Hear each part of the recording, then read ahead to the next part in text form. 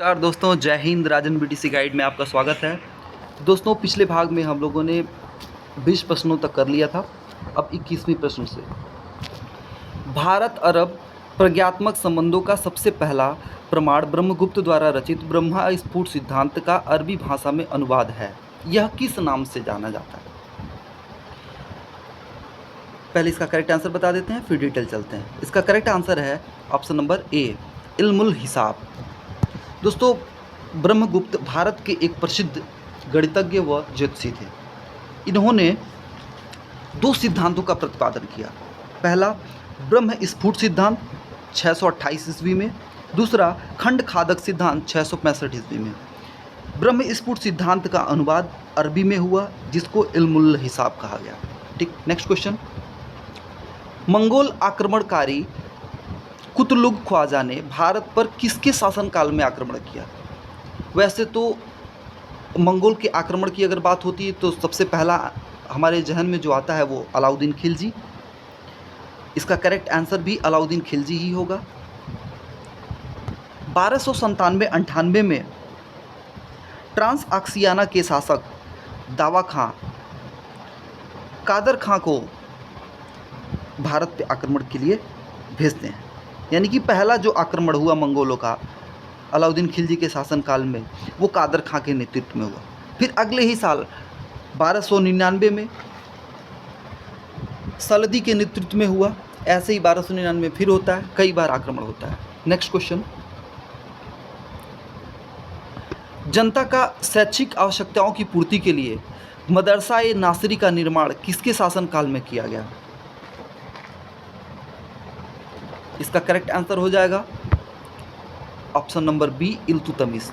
इल्तुतमिश के एक बड़े पुत्र थे नासरुद्दीन महमूद।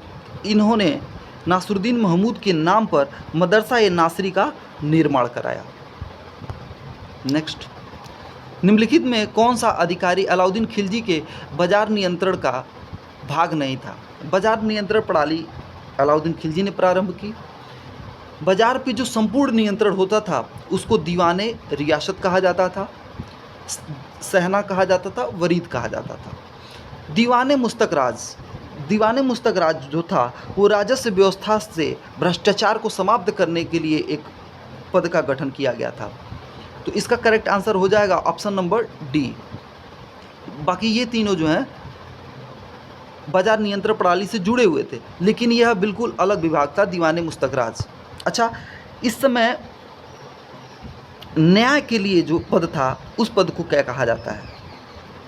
सराय अदुल।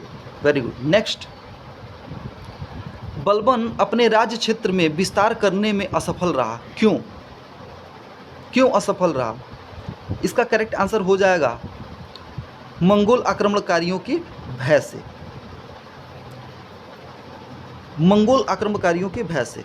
वैसे तो बलबन जो था वो लौ एवं रक्त की नीति अपनाने वाला था, बट थोड़ा सा डरता था।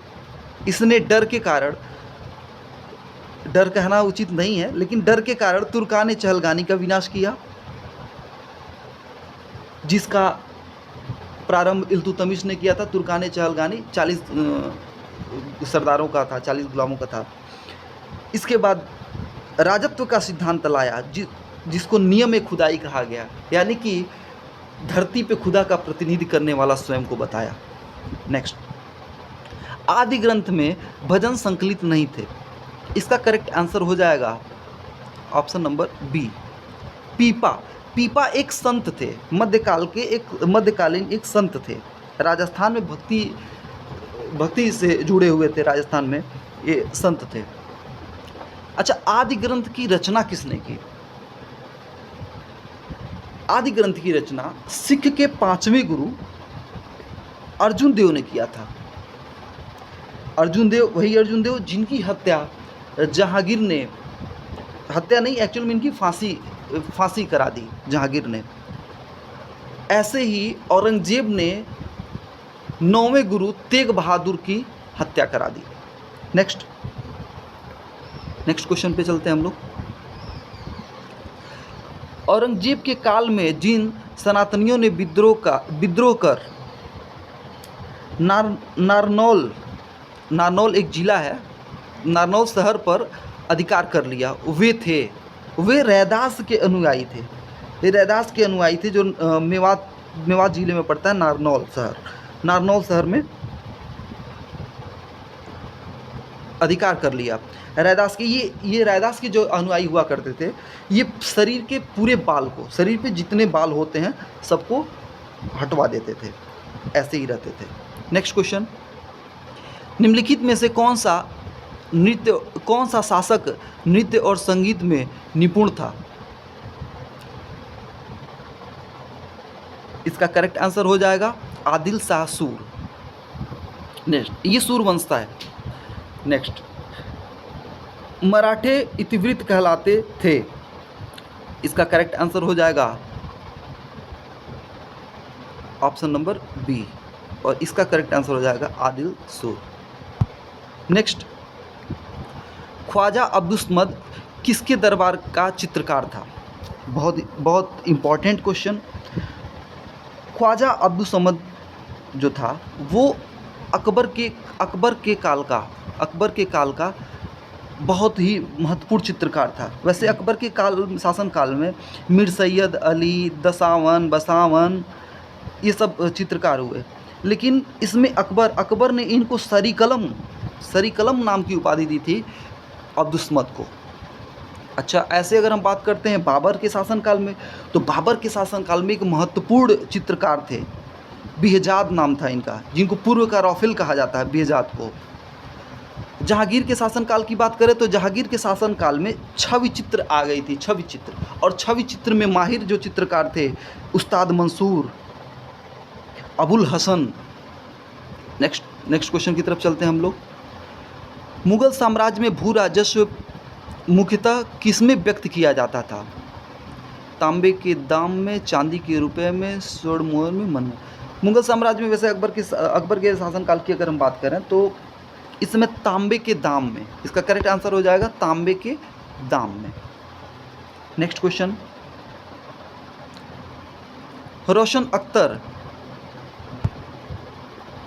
अख्तर सिंहासनारूढ़ होने पर कौन सी उपाधि धारण की? इसका करेक्ट आंसर हो जाएगा मोहम्मद शाह को मोहम्मद शाह रंगीला के नाम से जाना जाता है। वही मोहम्मद शाह हैं जिनके समय में 1739 में नादिर शाह, जिसको कि फारस का नेपोलियन कहा जाता था, आक्रमण किया और तख्ते ताऊस लेके चला गया। इन्हीं के शासनकाल में बाजीराव का आक्रमण हुआ, पेशवा बाजीराव का आक्रमण हुआ। इन्हीं के शासनकाल में 1747 में दुर्रानी अहमद शाह अब्दाली का आगमन होता है। ये वही नादिर शाह है, इनको मोहम्मद शाह रंगीला के नाम से जाना जाता है। इसका करेक्ट आंसर हो जाएगा option number B. Next, Sheikh Ahmad Sirhindi को बंदी बनाया था। इसका करेक्ट आंसर हो जाएगा जहांगीर। वैसे तो जहांगीर जो था वो उदारवादी था, लेकिन समय समय पे मुस्लिम संतों को ये बंदी बना लिया करता था, उनको सजा दिया करता था। इसका करेक्ट आंसर हो जाएगा जहांगीर। नेक्स्ट, दिल्ली सल्तनत में सीधे राजकीय सेवा में रहने वाली सेना कहलाती थी।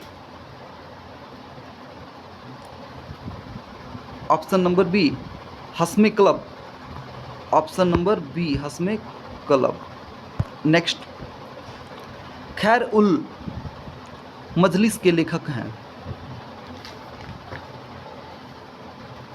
इसका करेक्ट आंसर हो जाएगा हमीद कलंदर।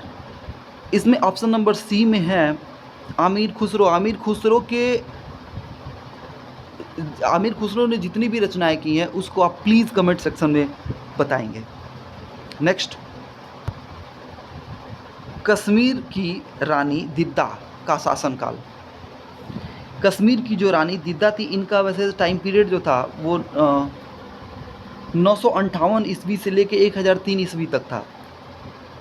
उत्पल वंश की ये रानी थी। तो इसका करेक्ट आंसर हो जाएगा ऑप्शन नंबर डी 10वीं शताब्दी। नेक्स्ट, प्रसिद्ध लेखक क्षेमेंद्र का निवास स्थान। क्षेमेंद्र कश्मीर के निवासी थे। करेक्ट आंसर है आपका क्षेमेंद्र। ये 11वीं शताब्दी के थे। इनकी कुछ महत्वपूर्ण रचनाएं हैं, जैसे रामायण मंजरी, भारत मंजरी, दशावतार चरित, ऐसे ही बहुत सारी इनकी रचनाएं हैं। नेक्स्ट क्वेश्चन, राजेंद्र चोल द्वारा विजित कोसलेव नाडु की स्थिति किस नदी के तट पर थी?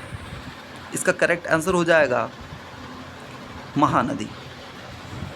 करेक्ट हो जाए महानदी। अच्छा, राजेंद्र चोल एक उपाधि धारण करते हैं, बहुत ही महत्वपूर्ण उपाधि है, गंगईकोंड की एक उपाधि धारण करते हैं, बहुत ही महत्वपूर्ण उपाधि थी इनकी। नेक्स्ट क्वेश्चन, 39th क्वेश्चन की तरफ हम लोग बढ़ते हैं। शेरशाह सूरी कहाँ से उपज का केवल चतुर्थांश भूमिकर के रूप में लेता था? वैसे तो शेरशाह सूरी जो था वो 1/3 ही लिया करता था, 1/3 ही कर लिया करता था, लेकिन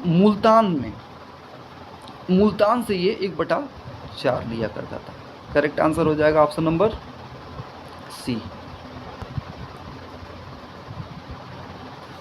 40 क्वेश्चन पे आते हैं हम लोग। कांधार कब मुगलों के हाथ से निकलकर सफवियों के पास चली गई? इसका करेक्ट आंसर हो जाएगा ऑप्शन नंबर सी, 1622 में। 1622 में। बाबर के शासनकाल में सन 1522 में कांधार पे बाबर ने आक्रमण किया और कांधार को अपने अधिकार में कर लिया। किंतु जब हुमायूं मर गया, हुमायूं की मृत्यु के बाद 1558 ईस्वी में फारस ने उस पर अधिकार कर लिया। फिर 1594 में जब अकबर का शासन था, कांधार को पुनः अकबर ने जीता। लेकिन जहांगीर के शासन के समय में 1622 में जहांगीर का शासनकाल था, जहांगीर के शासन समय में कांधार फिर मुगलों के हाथ से निकल गया। दोस्तों, इसमें हम लोग 40th क्वेश्चन तक रखते हैं, फिर इसका एक अगला पार्ट आएगा। तो प्लीज़ दोस्तों मुझे ज़रूर बताइएगा कि आपको कैसा लगा मेरे साथ प्रैक्टिस सेट में रह के। Thank you so much.